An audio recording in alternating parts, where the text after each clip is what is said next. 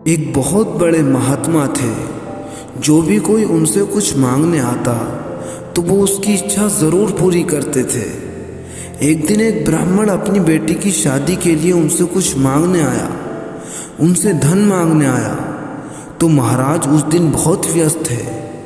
उन्होंने कहा, मैं आपकी मदद ज़रूर करूँगा, लेकिन आप कल आना, क्योंकि आज मैं बहुत ज़्यादा व्यस्त हूँ।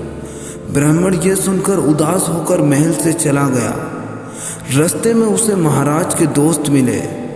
महाराज के दोस्त ने उसे रोककर पूछा कि तुम यहाँ से उदास होकर क्यों लौट रहे हो? क्योंकि जो भी हमारे महल में आता है वो हमेशा खुश होकर लौटता है। तुम इतने उदास होकर क्यों लौट रहे हो? तो उस ब्राह्मण ने कहा, मुझे अपनी बेटी की शादी के लिए कुछ पैसों की ज़रूरत थी, लेकिन महाराज ने कहा आज मैं बहुत ज़्यादा व्यस्त हूँ, आप कल आना, मैं आपकी मदद ज़रूर करूँगा। महाराज के दोस्त ने जब इस ब्राह्मण की बात को सुना तो सारे शहर में ढिंढोरा पिटवा दिया कि मेरे दोस्त महाराज ने काल पर विजय प्राप्त कर ली है। थोड़ी ही देर में ये बात महाराज को पता चली। महाराज ने अपने दोस्त को बुलवाकर पूछा कि तुमने इस सारे शहर में कैसा ढिंढोरा पिटवा रखा है कि मैंने काल पर विजय प्राप्त कर ली है? क्यों तुम ऐसी अफवाहें फैला रहे हो?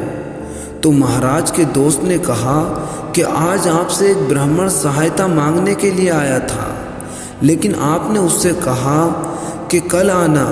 इसका मतलब आपको पक्का पता है कि आप कल तक जिंदा रहेंगे और ये ब्राह्मण भी जिंदा रहेगा और कल तक आपके पास राज्य भी रहेगा, धन भी रहेगा।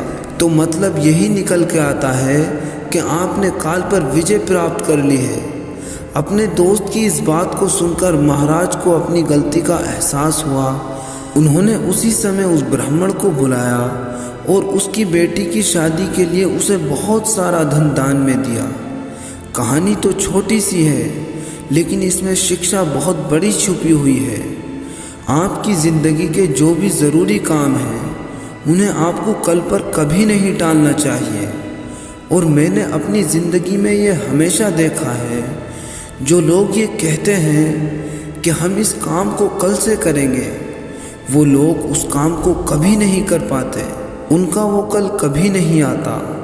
लेकिन जो लोग ये ठान लेते हैं कि हम इस काम को आज से ही शुरू करेंगे, वो अपनी ज़िंदगी में बहुत जल्दी कामयाबी हासिल कर लेते हैं और बड़े से बड़ा कार्य चुटकियों में निपटा देते हैं। वही लोग ज़िंदगी में कुछ हासिल कर पाते हैं, वही लोग हर काम में सफल हो पाते हैं। अगर आपको इस कहानी से कुछ भी सीखने को मिला है तो वीडियो को लाइक और अपने दोस्तों में शेयर ज़रूर कीजिए। और इसी तरह का मोटिवेशन सुनने के लिए हमारे चैनल को सब्सक्राइब करके नोटिफिकेशन ऑल पर क्लिक कर लें। तो मिलते हैं आपसे अगली वीडियो में। तब तक के लिए जय हिंद, वंदे मातरम।